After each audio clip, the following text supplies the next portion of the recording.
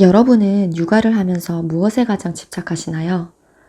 저는 다른 건 괜찮은데 먹는 것에 유독 집착하는 편입니다. 7살 아이가 한글을 아직 잘 모르는 건 마음이 불편하지 않은데 밥을 잘 안 먹으면 때론 화가 나기도 하고 필요 이상으로 꼭 먹이려고 애를 씁니다. 부모로서 아마 각자가 가장 중요하게 생각하는 부분이 있을 거예요. 어떤 엄마는 아이의 공부에 집착하고요. 어떤 엄마는 아이의 외모에 집착합니다. 또 어떤 엄마는 저처럼 먹는 것에 유난히 신경이 곤두서 있고 애를 쓰죠. 오늘 저는 윤우상 선생님의 엄마 심리 수업이라는 책을 읽으며 우리가 왜 각자 특정한 측면에 집착하고 필요 이상으로 반응하는지 살펴보려 합니다. 여러분도 스스로 한번 점검해 보세요. 저는 어릴 때부터 키가 크고 마른 편이었습니다. 지금이야 키 크고 마른 저의 모습을 스스로가 괜찮다고 생각하고 좋아하지만 어릴 때는 그게 제 컴플렉스였어요. 저희 어머니께서는 저에게 음식을 억지로 먹으라고 한 적은 한 번도 없었지만 다른 사람들과 대화 중에 종종 애가 말라서 말랐다는 말 하지 마세요. 아이가 싫어해요. 라고 말씀하셨거든요. 그런데 그런 엄마의 말씀을 들을 때마다 저는 제가 말랐다는 사실이 꼭 저의 단점인 것처럼 느껴졌어요. 엄마는 저를 생각해서 해주신 말씀일 텐데 말이죠. 말라도 잘 먹고 건강하면 괜찮다 라고 자주 말씀하셨는데 지금 돌이켜보니까 엄마가 괜찮다고 말씀하고 계셨지만 마음속으로는 신경을 쓰고 계셔서 제가 그걸 느꼈던 것 같아요. 저는 지금 아들 둘을 키우고 있는데요. 아이들도 또래보다 좀 마른 편이거든요. 다른 건 괜찮은데 아이의 마른 모습이 계속 신경이 쓰이는 거예요. 나와 달리 좀 통통했으면 좋겠고 그런 마음이요. 어느새 저도 모르게 저의 어릴 적 모습을 아이에게 투사하고 있더라고요. 반면 저희 남편은 학창시절에 공부하는 게 너무 싫었대요. 공부하는 과정에서 스트레스를 너무 많이 받아서 앞으로 아이가 중고등학교에 가서 공부할 때 힘들면 어떻게 하냐고 미리 짠하게 생각을 하고 있어요. 그래서 아직 본격적으로 공부를 시작하지도 않은 7살 아이를 두고 저랑 대화할 때 아이들은 공부 말고 다른 거 해도 돼 라고 하며 미리 아이의 미래에서 공부를 빼려는 마음을 저에게 자주 비추거든요. 그런데 가만히 돌이켜보면 그건 본인이 그렇게 하고 싶었던 거더라고요. 공부하기 싫었던 그 마음을 아이에게 투사하는 거죠. 여러분은 그런 거 없으세요? 이런 저의 마음을 읽은 듯 조언해주는 오늘의 책, 윤우상 정신과 전문의께서 쓰신 엄마 심리 수업이라는 책에서는 이렇게 말합니다. 47쪽에 나오는 내용이에요. 내 아이를 있는 그대로 순수하게 보고 있다고 생각하지만 사실은 그렇지 못하다. 자기 아이 속에 누군가를 투사해놓고 아이를 보고 있다. 아이 속에 내가 들어가 있고 남편이 들어가 있고 때로는 나의 아버지, 어머니가 들어가 있고 시아버지, 시어머니가 숨어 있다.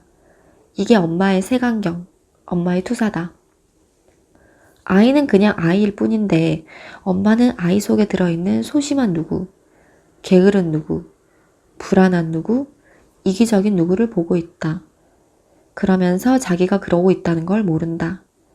그냥 내 아이로 보고 있다고 착각한다. 아이의 부정적인 모습은 내 마음에 안 드는 그 누군가의 모습이다.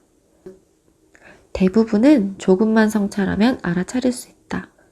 대개 엄마 자신 아니면 남편의 모습이 제일 많이 들어있기 때문이다. 아이 속에서 남편이나 나의 어떤 모습이 보일까? 주로 핸디캡, 컴플렉스가 보인다.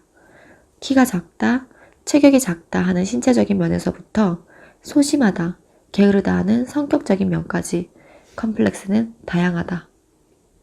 아이의 소심한 성격을 고민하는 엄마는 대개 본인이 소심한 성격인 경우가 많다. 아니면 남편이 소심하거나 이런 게 투사다. 아이 속에 소심해서 마음고생한 엄마가 들어있다. 대범한 엄마들은 아이의 소심한 모습을 봐도 크게 신경 쓰지 않는 경우가 많다.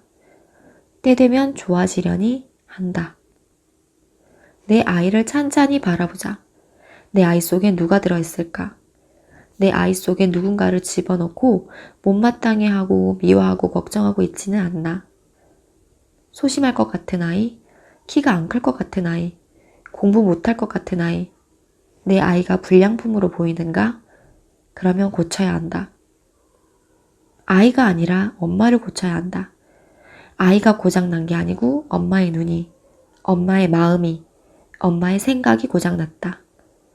나의 불안, 나의 욕심, 나의 편견을 수리하면 아이는 말짱해진다. 엄마는 아이를 있는 그대로 믿어주면 된다. 어떤 약점이 있더라도, 어떤 부족한 점이 보이더라도 그 모습으로 행복하고 씩씩하게 잘 살 거라고 믿어야 한다. 엄마의 그 믿음이 아이를 당당하게 만든다. 저는 책의 이 부분을 읽고 정말 뜨끔했어요. 나도 모르게 내 아이를 내 맘대로 보고 있었구나. 아이 안에 내 어릴 적 모습이 들어있었다니. 이런 이론을 예전에도 들어보긴 했지만 저는 아니라고 생각했었거든요. 근데 그런 엄마가 바로 저였어요. 여러분은 어떠세요? 이렇게 알아차린 것만 해도 일단 발전한 거 맞나요? 책에 이런 말이 나옵니다. 지혜로운 엄마는 자기를 바꾸려 애쓰고 어리석은 엄마는 아이를 바꾸려 애쓴다. 와, 머리를 한 대 얻어맞은 듯한 명언이죠. 자꾸 내가 원하는 모습대로 아이를 바꾸려는 그 마음을 버리고 아이 속에 비친 나의 걱정을 접어두고 아이를 있는 그대로 바라봐주고 존중하며 키우도록 함께 노력해 보자고요. 우리 할 수 있잖아요. 작심삼일이면 또 다시 마음 먹으면 되잖아요.